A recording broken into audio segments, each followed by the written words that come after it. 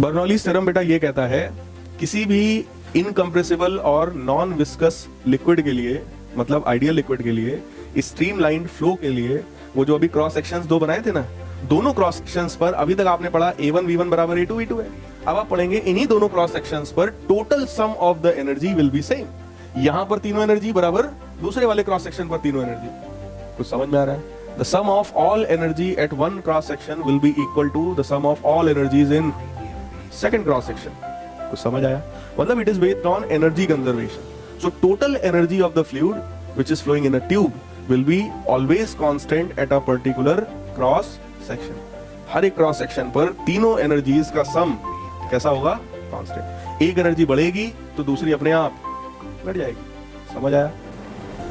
इसमें भी ये बोला गया कि अगर किसी नॉन यूनिफॉर्म क्रॉस सेक्शन वाले ट्यूब में, मतलब ट्यूब कुछ ऐसा है, कहीं पर एरिया ज्यादा है, कहीं पर एरिया कम है, यहाँ पर थी वो कुछ V1 थी और यहाँ पर जो स्पीड है वो V2 है। अगर मैं इसको किसी एक पर्टिकुलर इस रेफरेंस लाइन से, देखो पोटेंशियल एनर्जी बेटा जब भी डिफाइन करते हैं तो एक रेफरेंस लाइन बताते हैं। रेफरेंस लाइन वो जहां से हाइट हम नापना शुरू करेंगे। बोलो यार, या रेफरेंस लाइन का मतलब वो लाइन जिस पर सभी की पोटेंशियल एनर्जी कितनी होगी? 0, क्योंकि हाइट हम यहीं से देखना शुरू करेंगे। ठीक है, तो ये वाला जो क्रॉस सेक्शन है ये कितनी हाइट पर है? H1, जबकि ये वाला क्रॉस सेक्शन H2 हाइट पर है। तो जब आप किसी आइडियल फ्लूइड को इस टाइप के किसी ट्यूब से पास करते हैं तो ये थ्योरम आपसे कह रही है कि भाई sum of all the 3 types of energy, that is pressure plus half rho v square plus rho g h, all these energies will be, तो sum of all these energies will be constant. समझ आया भाई? तीनों energies आपस में बदल सकती हैं, लेकिन इन तीनों का जो सम है वो कैसा रहेगा? कांस्टेंट। प्रेशर बढ़ेगी तो रो जी एच अपने आप घटेगा, यार हाफ रो वी स्क्वायर अपने आप घटेगा, कोई एक बढ़ेगा तो बाकी अपने आप रिड्यूस होंगे। समझ आ रहा है? इसी चीज को बेटा हमें प्रूफ करना है। क्लियर एकदम? ठीक, तो डायग्राम बनाइए जल्दी से। देखिए यहाँ बेटा अगर आप चाहते हैं लिक्विड यहाँ से उधर जाए तो आपने कुछ वर्क उस लिक्विड के ऊपर किया होगा इस वाले क्रॉस सेक्शन पर। मतलब इस वाले क्रॉस सेक्शन में जैसे मानो यहाँ से मैं लिक्विड को लाया हूँ, यहाँ पर लिक्विड को छोड़ेंगे तो लिक्विड खुद यहाँ से यहाँ तक जाएगा। बोलो यार, फिर यहाँ से निकलेगा। तो कुछ वर्क हमने लिक्विड के ऊपर किया और कुछ वर्क लिक्विड ने खुद किया। कुछ समझ आ रहा है? जैसे मान लो 100 जूल का वर्क हम आपके ऊपर करें, हम आपको 100 जूल का अगर वर्क हम आपके ऊपर करेंगे तो आपको हम कुछ एनर्जी देंगे। बोलो यार, किसी भी बॉडी पर अगर आप कुछ भी वर्क करते हैं उस बॉडी के पास एनर्जी जाएगी? जाएगी नहीं जाएगी? तो अगर मैंने आपके ऊपर 100 जूल का वर्क किया है और आपने उसमें से 60 जूल का ही किया तो बचे 40 जूल कहां गए?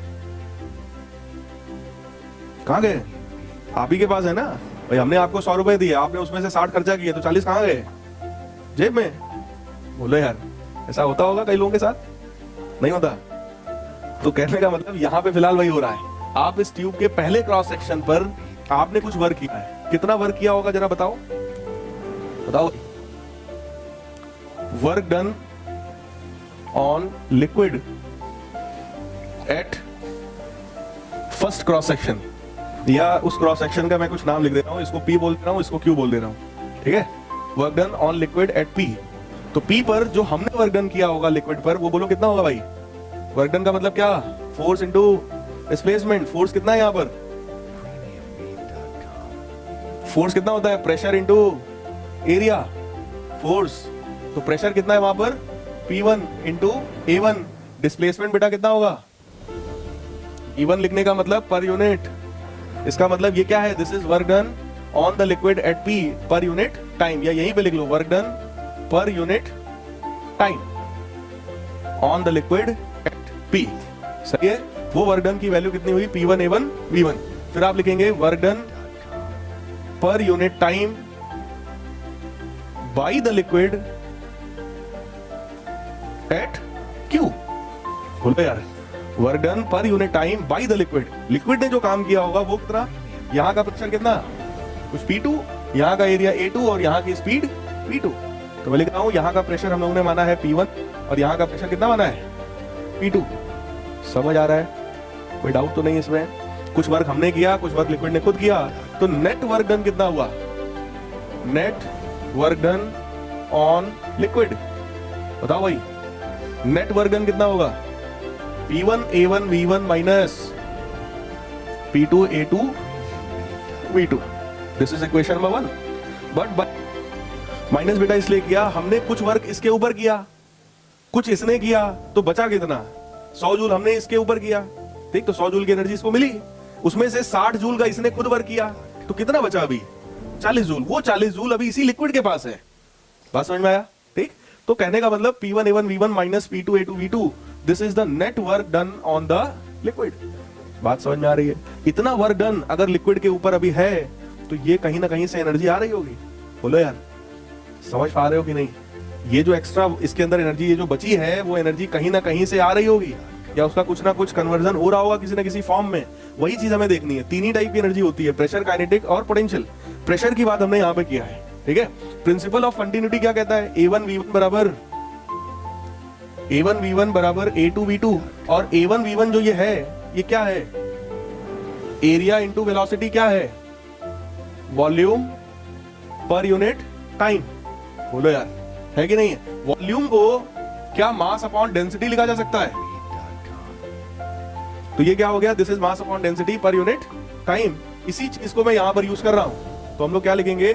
नेट, या इसको मैं पूरे को डेल्टा डब्ल्यू लिख रहा हूं। इसी पूरे को क्या लिख रहा हूं? Delta W. Net work done on the system is equal to P1 minus P2 times A1V1 A2V2 तो बराबर ही है, उनकी जगह क्या लिख सकते हैं? Mass upon density. This is equation number 2। कुछ समझ आया? और आगे बढ़िए। यहां पर kinetic energy half M1V1 square है, यहां पर kinetic energy half M2V2 square है। कहां की एनर्जी ज्यादा होगी बेटा? कहां की ज्यादा है? यहां स्पीड ज्यादा होगी या यहां स्पीड ज्यादा होगी? भाई काइनेटिक एनर्जी सीधे सीधे किस पे डिपेंड करती है? स्पीड पे, हाफ mv स्क्वायर। बोलो यार, यहां का एरिया अगर ज्यादा है तो यहां की स्पीड कम है, तो काइनेटिक कहां की ज्यादा है? नहीं समझ में आई बात? आ गई? तो चेंज इन काइनेटिक एनर्जी कितना हुआ बेटा? डेल्टा के ई, मतलब change in kinetic energy, that is final energy minus. समझ आ रहा है? ये एनर्जी बढ़ गई या घट गई?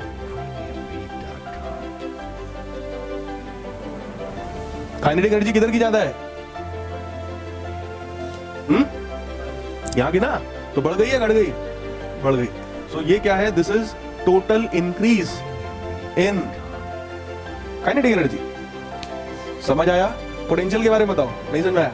यहां पर बेटा क्रॉस सेक्शनल एरिया ज्यादा है, तो यहां की वेलोसिटी कम है। यहां की वेलोसिटी कम है, तो यहां की काइनेटिक एनर्जी भी कम है। यहां की काइनेटिक एनर्जी कम, इधर की काइनेटिक एनर्जी ज्यादा, तो काइनेटिक एनर्जी बढ़ी या घटी? बढ़ गई ना। इसीलिए लिखा है increase in kinetic energy, that is delta के ई, जिसकी वैल्यू है फाइनल माइनस इनिशियल।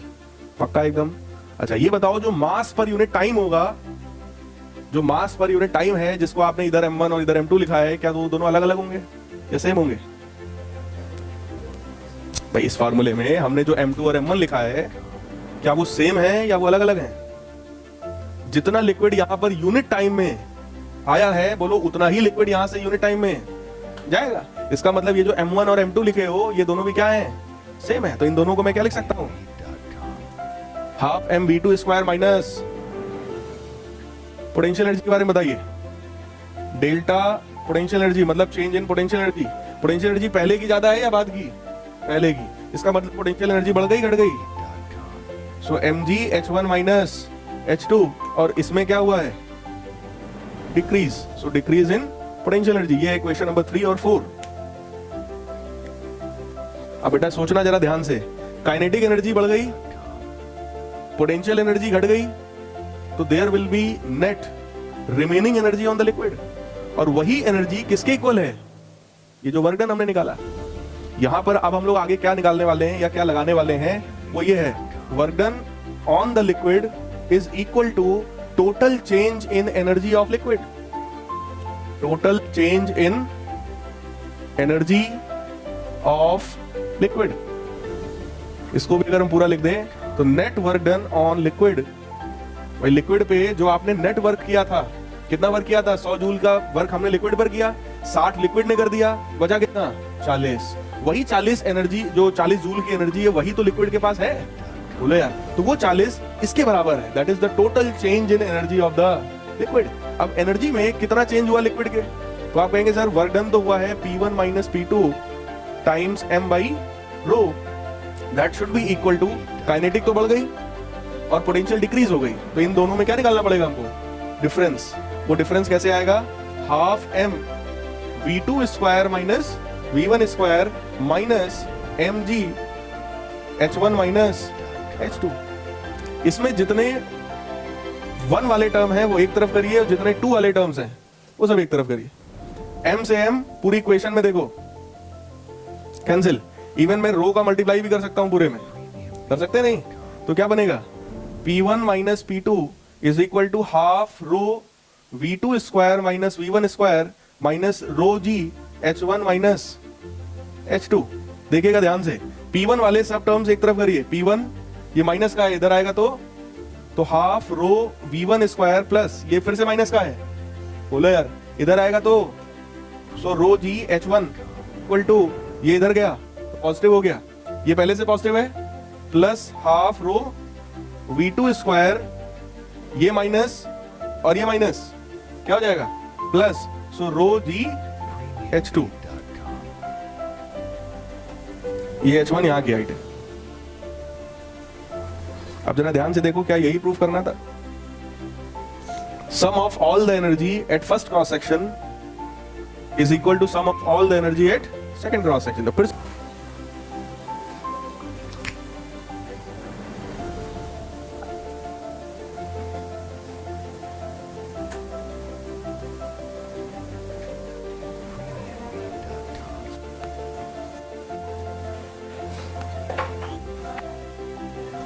लिख लिया भाई?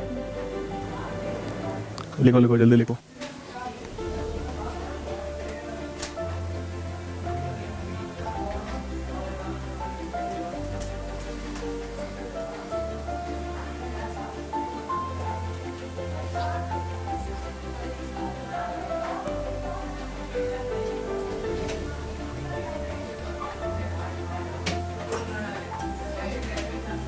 अगर इतना सब में हम लोग को ये पता चला है कि pressure plus kinetic energy plus potential energy, इन तीनों एनर्जीज जो सब वो कैसा है? कांस्टेंट है, ठीक है। अगर इसी में दोनों तरफ रो जी से डिवाइड कर दिया जाए तो इसी इक्वेशन को कुछ इस फॉर्म में लिख सकते हैं। रो क्या है? डेंसिटी, और जी की वैल्यू 9.8 मीटर पर सेकंड स्क्वायर। ये दोनों ही चीजें कांस्टेंट है, बोलो यार। कांस्टेंट से अगर पूरी इक्वेशन को डिवाइड करोगे तो इधर क्या बनेगा? कांस्टेंट अपॉन रो जी, मतलब कांस्टेंट अपॉन दूसरा कांस्टेंट बराबर तीसरा कांस्टेंट। बोलो यार, कांस्टेंट में कांस्टेंट डिवाइड करोगे तो क्या आएगा? कांस्टेंट आएगा। इसका मतलब 1 नहीं आएगा गधे। एक कांस्टेंट में दूसरा कांस्टेंट डिवाइड करोगे तो तीसरा कांस्टेंट आएगा। 1/3 करोगे तो 1 नहीं आएगा, बोलो यार। तो कहने का मतलब pressure upon rho g plus v square upon 2g, rho से रो कैंसिल, प्लस h बराबर कांस्टेंट। इस फॉर्म में लाने का रीजन ये है कि इस h को हम लोग बोलते हैं ग्रेविटेशनल हेड। क्या बोलते हैं? Gravitational head. हाइट है ना, तो हेड के फॉर्म में लिखते हैं। ये जो v है इसको बोलते हैं काइनेटिक हेड या वेलोसिटी हेड। इसका नाम है वेलोसिटी हेड, और इसको हम लोग बोलते हैं प्रेशर हेड। ठीक, प्रेशर हेड, वेलोसिटी हेड और gravitational head. It means sum of all these 3 heads are also constant. Head इसलिए लिख रहा हूं, ये हाइट है तो ये जो टर्म लिखा हुआ है ये भी एक टाइप की हाइट। बोलो यार, हाइट में ही हाइट को जोड़ सकते हैं, हाइट में मास को नहीं जोड़ा जा सकता। इसका मतलब अगर h के साथ ये चीजें जुड़ी हैं तो ये सारी चीजें, ये तीनों ही चीजें क्या है? एक टाइप की हाइट है। इसीलिए इसको बोला गया ये प्रेशर की हाइट, प्रेशर हेड है। ये क्या है? वेलोसिटी हेड है। और ये क्या है? ग्रेविटेशनल हेड है। ठीक, so sum of all these 3 heads is also constant. ठीक है, तो आज इसमें इतना ही रखते हैं। अगली क्लास में इसका एप्लीकेशन पढ़ेंगे हम लोग।